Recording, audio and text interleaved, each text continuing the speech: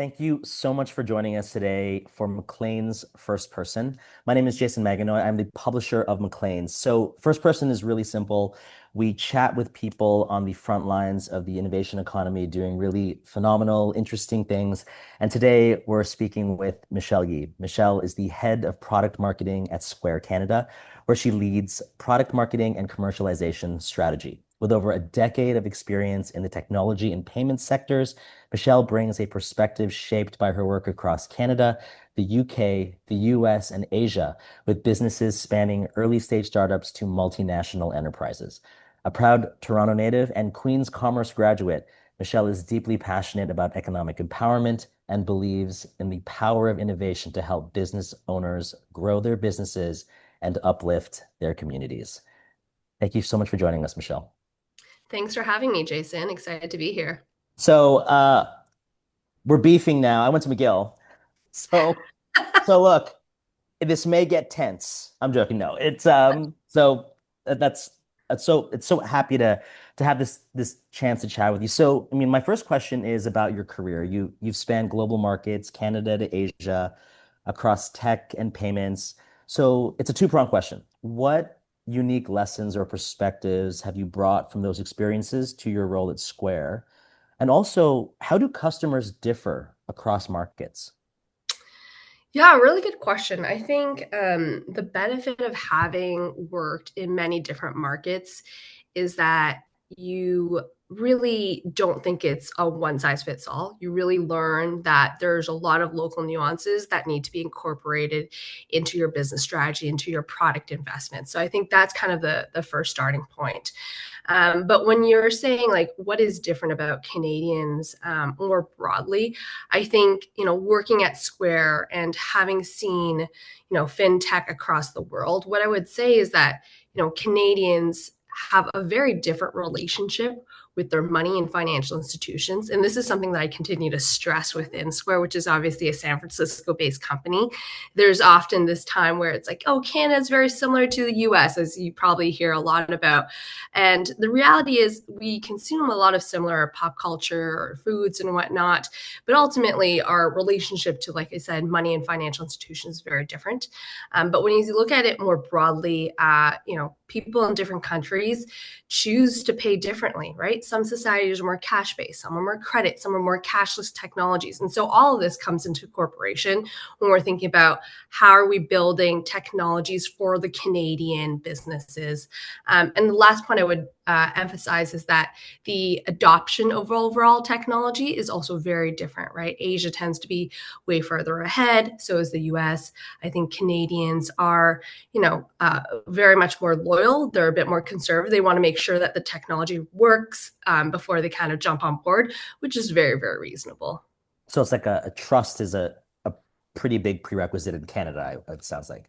Absolutely, absolutely. And I think, there's a lot of the benefits of our financial institutions that have been really good with us, right? Through the financial crisis, it's a brand that we really trust, the five big banks, versus this is something that is different that you see in different markets. Wow. So I mean this is a good segue to my next question, which is like a step back. What is Square? Yes, I need to great. ask that question. It's for the audience. They need to know what is Square? Yeah, good point. We should have started there. So Square is a financial technology company that was founded to democratize commerce.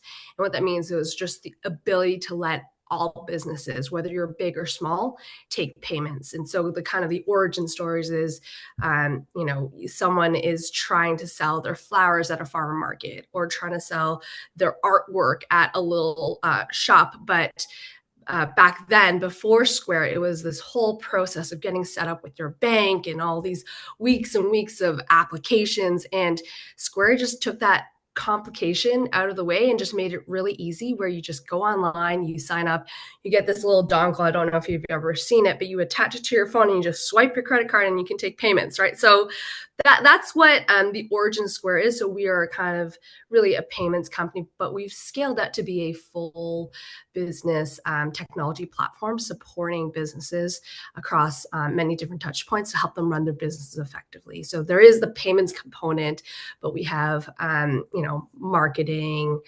loyalty programs, really just to help businesses run their business. Wow. So I mean, obviously that just the SKUs are just expanding all the different ways you're trying to add value for business owners. But that takes me to my next question, which is about payment technology itself. Like I will say that when I'm in a cab and a cab driver does pull out a Square, I'm blown away how easy it is. I feel suspicious by how easy it is sometimes. I'm like, I don't know what that was, but payment technology seems to evolve very quickly. So like give us the scoop. Like, we'll in the future we'll be paying with our eyes, like in Minority Report, or like what innovations excite you in the space that you can share with us today? You know, it's funny. So there's a lot that we're excited about. Maybe so biometrics. We really evaluate all types of trends at Square, but I think there's oftentimes where you just need to really ground yourself and think about what is important to your customer. Right? In our case, it's businesses. And so while we do keep an eye on biometrics and AI, which we're very excited about, I'm happy to talk about that as well. We really ground it in features that solve really, really big pain points for Mm. them today, right? So making sure that it's easy to set up. Menus are changing every season. How do we use AI to help our businesses really revamp their menu very quickly across many different locations? How do we introduce, hardware that allows them to be mobile and to really take orders throughout the day? We recently last week just launched our handheld device, and we're just seeing so much excitement from the market because our customers are getting ready for patio season. They're ready to go out to their festivals, and they have a device that they can bring with them very easily to really focus on what they're selling, but just able to serve their customers as well. And that's very interesting about sort of the small business environment. Just like some of the pain points are literally just like analog, just like they're kind of analog businesses still. Like there's this guy, he's near my house and he sells like just stuff for shoes. And I went in there to buy shoelaces and he was like, $4. And I was like, oh yeah, I'll pay by debit. He was like, nah. And I was like, okay. And I had to find $4 somewhere to come Just back and rummaging through your yeah, wallet for change. and it's like a very specific, it's two toonies. Like I've never even seen a toonie. So I was like, okay, so you become a partner for small and medium business. Like that's a very specific cohort, especially in the food and beverage sector. So why is this sector such a key focus for Square? Yeah, great question, Jason. So I kind of want to emphasize, I think the beauty of Square is that we're built with flexibility. So despite like businesses of all sizes can use Square. I think we talk a lot about our small, medium-sized businesses because, I think it goes back to the origins of Square, right? Why were we founded? We were founded on economic empowerment. We really believe in communities, and we really know that small, medium businesses are the backbone of communities, and that's why there's such a focus there. And when you're asking, well, why food and beverage specifically, we all know down our street in our kind of town square city neighborhoods, there are a handful of food and beverage places that we go to very often, that we meet up with friends at, that we go to, just for dinner or for snacks and whatnot. And so our emphasis there is because we believe that starting with food and beverage is where we really start empowering the local communities. And I think that that's sort of like a really good way to get into when you get into local communities through this particular type of business or experience. That's a really good way to do it. And I mean, we talked about Square Handheld, which is just designed for the sort of the fast-paced realities of Canadian hospitality. Um, so what inspired this innovation? What inspired this innovation and how does it reflect what restaurant and bar owners like really need right now? Yeah, for sure. So, for the longest time, we had another device that our food and beverage customers used, and it was a really great device, but it was something that they put on the countertop, right? That's kind of where we started, and we heard a lot of feedback, right? Especially as we're as businesses are configuring their restaurants differently, trying to be more flexible. They're not just taking payments at the countertop. They might want to put out a few tables. They want to go outside on like the sidewalk. And so we heard that we needed more mobility in the device. And so, like I said, Square is always developing technologies based on what our customers are telling us, right? So it's not something kind of in isolation. And we heard a lot about that. We need better mobility, we need better durability, especially for food and beverage, right? You're running around, you're balancing plates of food, you're taking different orders. And so we heard all of that. And so we built the Square handheld so that it addresses mobility and speed, right? You can hold this device it's super slim, it's like almost like a phone, and you can just put it in your apron, and so you can multitask at the same time. It's also built for durability and ease of use. Restaurant owners are going from day to night, just really busy, and so having a piece of hardware that is beautiful but splash resistant, all day battery, built-in scanners, it just allows them to focus on serving their clientele without kind of being worried about whether or not their hardware will stay with them throughout the day. It's actually very much kind of making sure that we have their back. Wow. And I mean, you're listening to your customers a lot. My question then is like the pandemic, like when the pandemic happened, it was fascinating seeing like a lot of mom and pop shops just fly into technology enablement. Like all of a sudden they're doing delivery, they're in Uber, they're updating their PO, all these things that were happening, just the speed at which they were able to advance their technology. And a lot of it is sticky. Like a lot of it still remains for these businesses. In terms of what your customers in this vertical, in terms of what they're saying, how are they doing? Have they recovered post-pandemic? Like how's the sector doing based on what you've been seeing at Square? Yeah, for sure. I mean, the Canadian hospitality sector has been incredibly resilient. I think it's a testament to business owners, right? They're just working their magic, and we have been there every step of the way to try and help them with the flexibility, trying to help them adapt their businesses, like you said, whether or not they're now having an additional shop where they're selling their own t-shirts or coffee beans on top of the coffee, or they're doing delivery, or so we are there to really help them realize whatever they think is critical to really increase the growth of their business. To answer your question, I think the reality is there's a lot of economic uncertainty, right? And I don't think this is something we can ignore. I think that's why it's important that we build solutions that allow businesses to remain resilient and that have the flexibility. So we're not locking them into these multi-year contracts or configurations.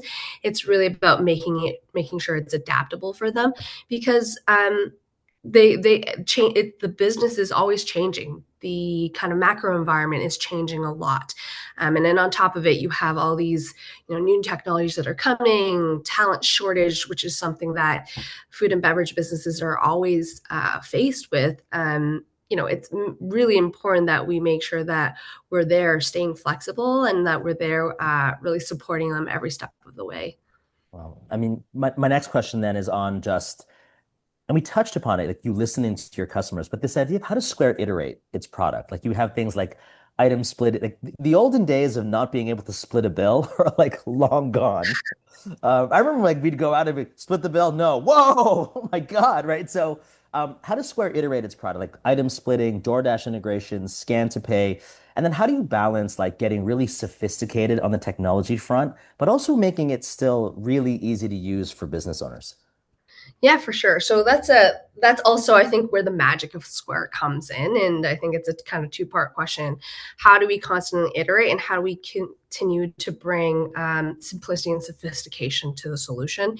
And so I think in terms of the first one, we really anchor on this concept of jobs to be done. So customers are Mm. not asking for a hammer, right? They're asking for a nail that they can hang their picture onto the wall. And I think that's kind of really where we hone in on spending lots of time talking to our customers, actually being around their businesses, just observing their day to day so that we can see, what is really kind of causing them that heartburn. And we spend a lot of time with our customer facing teams. And I think that's something that we're really proud of developing these features like item splitting, because we see, at the end of that kind of meal rush, people are like juggling, they're trying to get out, and people don't know how to, or it's just too much math, even for myself, to split a bill and all the different items. And so that's how we bring it to life. And I think your second question around Square sophistication, it's really easy to add another button, right? It's really, just kind of like tacking on. I think the really hard part is, how do you strip away the experience so that you're really nailing in on what is core to the business, and you're always evaluating your solution as a whole? Because when you're just adding another button, it's complicating the actual user experience. And so we want to make sure that we're building things that have sustainable UIs, and that continue to really take away what is unnecessary, so that the main components are kind of surface to the forefront for our business owners. And I kind of love that, just really focusing on just how people work, like the problems they encounter, pain point, heartburn. I like that. I like that phrase, heartburn at work. And then just sort of like fixing that user experience is a really good starting point for product iteration. But that takes me to my next piece, which is, for small business owners, like, how do you encourage them to embrace technology? Like, Square's sophisticated technology, and I'm not gonna lie, like, even for me, like, there's a lot of comfort in the analog and the manual. Like, there are times I'll get like a sophisticated spreadsheet, and then I'll literally analog and manual it back to like something that I recognize. How do you get small business owners to really embrace technology like Square? So I hear you, Jason. I mean, even working in tech, right? Sometimes I'm like, just give me a notebook and pen. Let me just draw this out for you instead of trying to put this on a digital kind of like drawing. So we definitely hear that. I think it's bring that customer empathy to the table, and I think it goes back to simplicity, right? Like when we talk about sophistication, sometimes technology builds for the sake of building technology. They build something Yeah, sexy for the sake of, because it's cool. yeah. And I think it goes back down to really understanding these business owners and how they would normally work, and how you can show them, actually, this is really, really easy to use. And it's so simple. Like you can do it in like a 1, 2, 3 step, right? It's not this like multi-hour training. I think that's something that we really emphasize, where like anyone can pick up our product and just start using it. It's that intuitive. And so really bringing down that barrier for trial allows, customers to develop that confidence in using technology, in using Square technology, and then there opens up the willingness to just learn more of these other solutions over time. Mm. So when you touched upon just sort of the macro things that are happening that are just causing a little bit of uncertainty and stability, as we look ahead, second half of 2025, like, what do you see as the biggest opportunities and the biggest challenges facing Canadian commerce, and how is Square preparing to meet them? Yeah, for sure.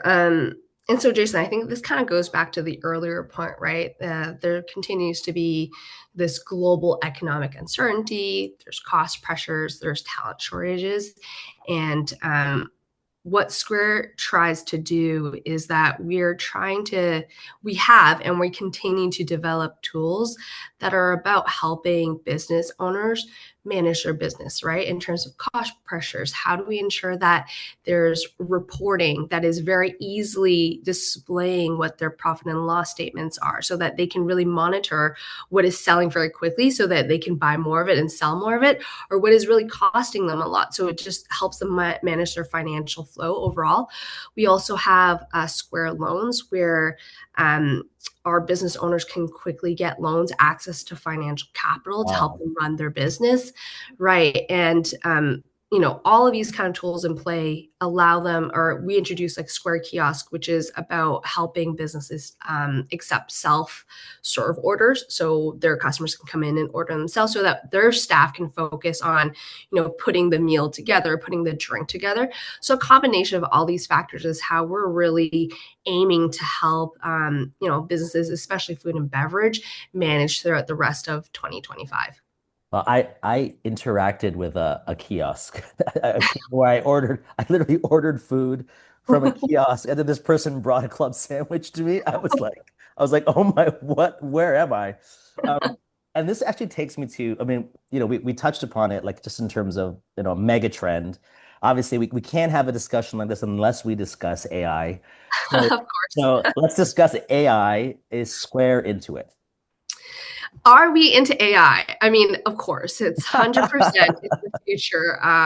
It's funny. I can't go anywhere without having at least a conversation about AI. And so we are definitely there. I think so. I can talk about innovation that has already started launching in the US that we're excited to bring over to Canada as well. But just kind of on that note, right? AI can be this big, scary thing, right? Or it can be something that is really about empowering businesses. It really allows businesses to work more efficiently and provide better service. And I think that's our goal, right? There's this like AI, this really complicated technology, and what Square Try is aiming to do is how do we make this functional? How do we really take away once again the heartburns of our businesses? And so, some features that we've launched in the U.S. is integrating AI into the core point of sale software, so that we're helping businesses accelerate their onboarding, setting up their businesses. It's no longer all this like manual work. We've also integrated into the day-to-day tools, right? Generating menus, content creations for emails or websites. Retailers, they have many, many different SKUs. And same with restaurants, right? They have many different menu items, from drinks to breakfast to lunch and dinner. So all of this is just using the technology to accelerate that work and to make it just really simple and easy. Wow. And so that sounds very exciting. Um, and that is a bridge into my next question, which is how can technology enable more economic empowerment for small business owners? And even just hearing those product iterations, that is very clear how that would help small business owners. So when are you launching this stuff? When is this going to be in Canada? Because like, I mean, I'd love to use it. I'm going to tell my team we're going to use like these really great features. Like, so when is it coming to Canada? For sure, Jason. I'm working hard on it with the team. I can't commit to a timeline just yet, but just know that we're working very hard behind the scenes to bring this to Canada. Wow, that's amazing. So, I mean, my last question is a two-pronged question. Obviously you touched upon like what's next for the business. So I'd love to get a sense what's next for the business at Square and also what is next for you in 2025.